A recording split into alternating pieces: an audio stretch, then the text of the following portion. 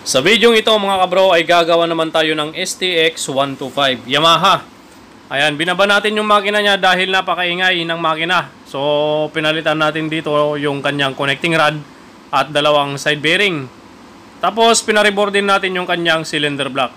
Dahil kapag sira yung connecting rod, sigurado gas-gas din ang kanyang cylinder block. Alright, so dito tayo. Papakita ko lang sa inyo, ito yung bagong connecting rod. Tapos dalawang sigunyal bearing, bago na po yan mga kabro. Yan.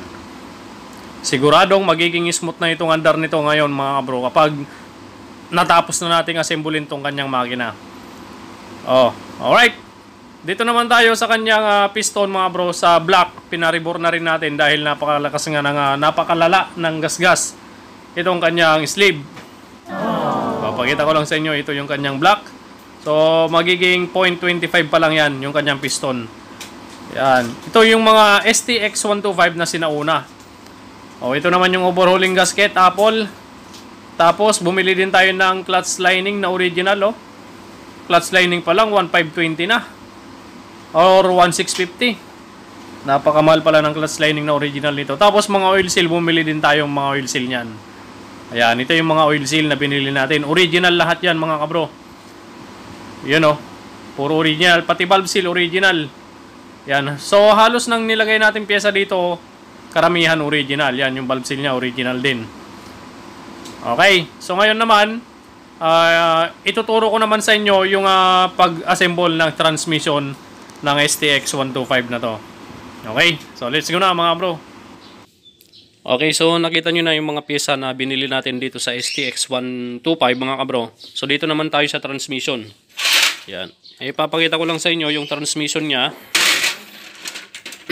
Dito sa main shaft, wala ka nang matatanggal na bearing, walang matatanggal na gear. Walang matatanggal dito. Ayan, so wag po kayong mag-alala sa mga baguhan, is walang matatanggal dito sa main shaft. Dito lamang sa counter shaft may matatanggal. Dito sa may bandang sprocket na maliit sa counter shaft, yung kabitan ng sprocket na maliit. Dito wala, may circlip yan. Yan. Yung primera, hindi matatanggal yan, yung gear. Dito lamang sa may counter shaft. Dito sa may sprocket na maliit. May washer. Yan. Tapos, yung segunda. Tapos, eto. Tercera. Okay. So, yan lamang yung mga matatanggal na gear dito sa may counter shaft axle. Right. So, sa kabit naman nito, sa counter shaft ito, ganyan yung kabit niyan. Dito papasok. Okay? So ganyan. Ganyan po yung posisyon niyan. Walang tigahawak ng ating cellphone. Yan. Ganyan po yung kabit ng gear. Alright. So ganyan. Okay na. Tapos, yung segunda, ito. Yung mga 1, 2, 3, 4, 5, 6. Yung may 6 na paa. Bandang ilalim. Ganyan, oh. Okay? Yan, bandang ilalim.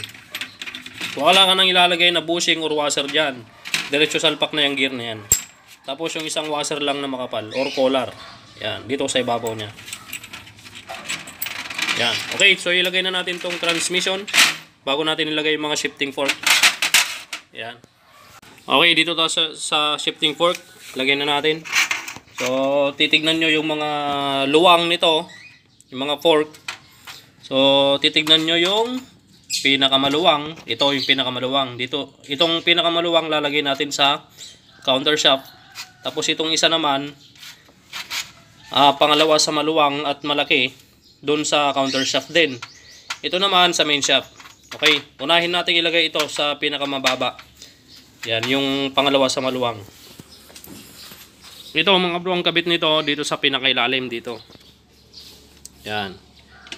Yan, dito natin ilalagay sa pinaka ilalim. Alright. Ganyan pong kabit niyan mga kabro. Ganyan. Hindi pwedeng paganyan. Dapat paganyan. Okay. Yan. Tapos, pag nailagay mo na, iangat lang natin ng konti yung gear para maipasok natin yung doon sa may shifting drum. Okay. So, pangalawa na ilalagay natin dyan yung dito sa taas. Yung pinakamaluwang. Ito. Yung pinakamaluwang, tingnan natin. lagay natin sa pangalawa dito. Yan. Tapos, pasok natin sa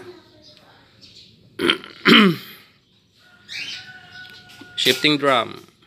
Tas natin ng konti yung gear. Yan. Alright, so lagay na rin natin yung pin ng shifting fork. Dalawa yan, yung dalawang pin ng shifting fork yung mas mahabang ilalagay natin. Siyempre, langisan natin para smooth ang shifting. Tapos natin ilagay itong pin. Yun o. Tapos sunod, lagay na natin yung isang shifting fork dito naman sa main shaft. So ang kabit nito, paganyan. Paganyan naman. Hindi pwedeng paganyan. Kasi ito, hindi natin mailalagay sa shifting drum. Right? Ganyan ang kabit niyan. Dito naman. Okay, itaas natin ng konti yung gear. Yan, angat natin. Yan. Tapos, ayun na, bumaba na. Pasok natin sa shifting drum. Yan. Kita nyo, pumasok. Yun, sa may shifting drum. Okay. Tapos, langisan natin para smooth. At saka natin ilagay yung shifting fork. Alright. So, ganun lamang yung pag-assemble ng transmission ng STX 125. Alright. Ayan. Okay na. So, ang neutral niyan, yan. Yan ang neutral. Yung nakataas itong tamtamulit na yan or parang sensor ng neutral. Okay. So, dito nakatapat yung sensor ng neutral. Yun o. Yan. Kita nyo ba mga kabro? Yan. Diyan nakatapat. Ito. Okay, so tapos na. Lagay na natin yung sigunyal. Tapos takpan na natin to. At may balancer pala yan mga bro. Dapat pagtapitin nyo lamang yung balancer sa timing mark. Timing mark ng balancer. Magkatapat dapat yun. Okay. Yan. Ito yung marking ng balancer gear. Tapos, dun sa may balancer niya, may marking din yun. Ito. Yan. Dapat magkatapat lang din yan. Gaya ng mga sa Rider 150, may balancer gear, dapat magkatapat yung marking na tuldok. Okay, so takpan na natin to. Okay, so dito naman tayo sa bandang left side crankshell is papainitan muna natin tong bahay ng bearing.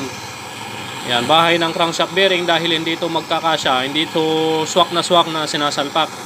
Kailangan natin painitan to or gumitan ng crankshaft puller. Pero kung wala tayong crankshaft puller, gamitan natin ng torch, kagaya nito. Yan, para mag-expand at para pag sinalpak natin yung crankshaft, swak na swak yung ating sigunyal. Yan, painitan lamang natin to, mga 2 to 3 minutes. Depende sa lakas ng inyong torch. Yan. Naubusan na ng laman yung ating butane, kailangan na nating bumili. Okay, so napainitan na natin, salpak na natin tong sigunyal. Nako, ba't kakalog-kalog naman na ay? Ay, baliktad.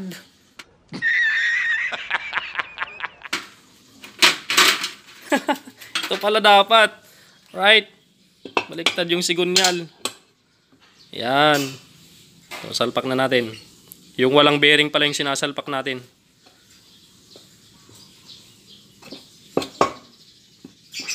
Yan. Okay, so naisalpak na natin yung sigunyal. Yan o. At makikita nyo, pag naisalpak na talaga yan, pag sagad na yung salpak ng bearing sa sigunyal, makikita nyo yung connecting rod. Alright, connecting rod, ipapantay nyo dito sa crankshell. Is yung kalahati ng connecting rod, yung side, is nakapantay. Nakatapat itong crankshell dun sa kalahati ng connecting rod. So, ganyan yung lapat nya. Lapat na yung bearing sa sigunyal. Okay, ngayon, sa paglagay naman natin ng balancer. Ito, balancer. So, titignan nyo yung marking. Ayun yung marking. Tapos ito naman yung marking. So itong sigunyal, ikot lang natin patras. Paganyan. itong connecting rod, ilagay natin dito banda. Ganyan o. Yan. So yung connecting rod, yung pin, nandito sa baba, nandito sa bandang side, tapat ng transmission bearing. Okay? So para mailagay natin tong balancer. Makikita nyo yun yung marking nya. Yan, tapos lagay natin to. Pagtapatin lang natin. Okay? Doon isushoot lang natin yung balancer doon sa bearing. Tapos yung mga marking, pagtapatin lang natin. Yan, kagaya nito. Pagtapatin lang natin. Yan. Okay? So ayan, yung marking magkatapat. So lagyan natin ng langis.